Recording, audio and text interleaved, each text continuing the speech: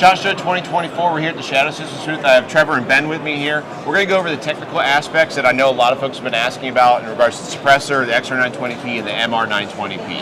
Yeah, so let's just do a real high level on the Suppressor first, and I think your audience is pretty engaged and has probably seen a lot of this already, but we designed a dedicated 9mm can with very lightweight construction, primarily for reliability considerations on a tilt locking barrel gun. We have issues with real heavy cans on guns with our customer service team. They get calls all the time. We said we want to do a dedicated Shadow Systems optimized can. So it's a modular can. You can run it short like this or put the longer baffle section on, and it's scary quiet. And it's really designed to work with our guns. It's got a conventional piston assembly in the back in bronze. And like I said, lightweight construction, titanium blast baffle. Okay, so the question asked though is, what about using the tri-lug barrel off of the MR, DR, XR, CR models as a attachment method for the can? And this was actually a road that we went down quite a bit. Ben was leading that effort. Ben is our engineer, one of our engineers. So talk us through some of the considerations and obstacles to using the tri-lug barrel as your attachment for the can. All right, so the main problem here is that our tri-lug is actually designed to be as compact as possible. So lengthwise, on the MR and the XRP, the lug system is only a 1/4 inch long. That way you get all this extra space to actually port the actual comp. So because of that, we ended up with an attachment section that's only a 1/4 inch long, which means that this attachment method is going to have trouble holding alignment with a long can. So if you try to mount like a 6-inch can on this, you're going to get baffle strikes. Yeah, and we went down the road of a direct attachment as well without a piston assembly because we thought, well, if you want to just directly connect the can to the gun, is it possible to do it without a piston? And really, the weight of the can has to get so low at that point that you end up with a relatively small, inefficient can. We actually went down that road quite a bit. Yeah, it took the sound from like ears really bleeding to ears a little bleeding. Yeah, it didn't really do much. It wasn't great. So we just elected to stick with the conventional setup. It, of course, also works with all of our threaded barrel guns, which is a majority of what's out there. So we wanted to stay conventional. And I guess the last consideration is, too, if you look at an XRP, once you take the comp off, you still have the dust cover sticking out the end of the gun, and so you have this weird interaction with the dust cover. And so that's those were the main considerations where we went to a threaded conventional setup. Right. Now, let's say outside of the suppressor stuff, with the XR920P and the MR920P, was the comp, let's say, more geared towards reliability and efficiency, or efficiency, less reliability? It's a great question.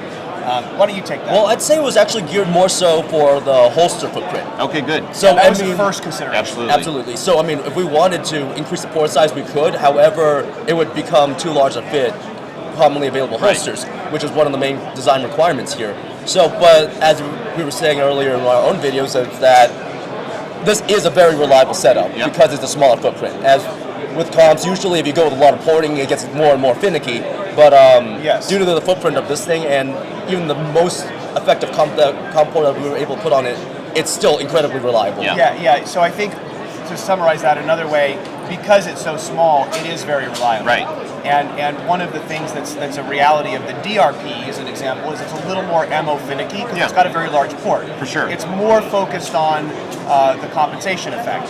This one is surprisingly effective. It does a great job. It really does. In fact, when we were designing some of these smaller comp guns, there was concerns like, is this going to be noticeable? Yeah, right. Because if it doesn't do anything, like, what are we doing? And so we spent a lot of time with guns in ransom rests and seeing how they recoil and what that cycle looks like. And we don't ever put a percentage on it. Yeah, it's too hard to quantify. It's too hard to quantify. Especially all the different ammos. But I mean, you've shot it. It's a huge difference. Yeah. And at range day, I mean, naturally, when you shoot that many rounds across that many guns with that many shooters, you're going to see a bobble every now and then, a stovepipe, something. We actually didn't see those at all with these guns. It was with other guns, right? So we feel good about the reliability. Yeah, I would have to agree with that. I think it was funny because yesterday I saw something in our comment section, or even your guys', people asked, well, how does it run in cold weather? Our review of the XR920P, when we did it, it was 9 degrees with a -11 wind chill. I lubed the gun out of the box, taking care of my pistols in general, shot it, and performed flawlessly with crappy Fiocchi ammunition, 115 grain.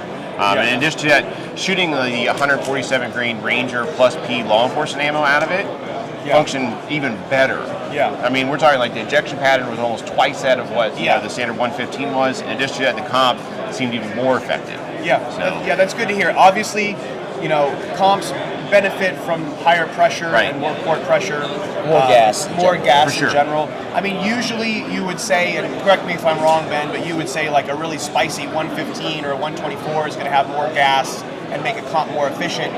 But I mean, anything that's plus B is probably going to do the most. You're going to get the most percent improvement Right. with something that's plus B. Yeah, it's good to see the pistols come out, and like you said, going for the fact I just want this thing to fit in holsters that are already available. Yeah. You come out with an oddball thing, and everyone's like, "Well, I can't put this in anything." And on top of that, the XR920P I made mention in our video is that I would carry that thing as a duty pistol because it's the same size as the G17. It's been reliable for me, and on top of that, it's like the perfect size. We have seen a really interesting trend toward compensated guns Yeah. in duty holsters, which is Yeah. not something you would ever expect. It's kind of like the red dot revolution, For sure. 5-10 years ago. It's like you never would have expected that. Now that's a majority of the market, even on the duty side, and that's seemingly happening a little bit with comps. I was having a conversation with some SWAT guys who were evaluating a DRP a few years ago, and I was like, "Aren't you worried about the excess noise of this?" Yeah. And the comment made was, "Well, dude, we're like throwing flashbangs in rooms, So Yeah. yeah. Yeah, and I didn't, noticeable difference like sound-wise. I don't know. If you're wearing hearing protection, you get auditory exclusion in a real-life course. event. So some of the stuff, I'm not personally worried about it. I'm happy. You guys came out with some good stuff, and I know that it's for us and as our consumer base and the people we see, they love the fact that you guys listen to the customers, and they're like, okay, so what's coming out next? It's always something different, Yeah, and it's good. Yeah, good. Well, we certainly try. I mean, we're certainly growing. We're small but growing, Yeah. and we appreciate all the support you guys have provided. We appreciate all the customers that have made a bet on Shadow Systems and Yeah. carry it every day.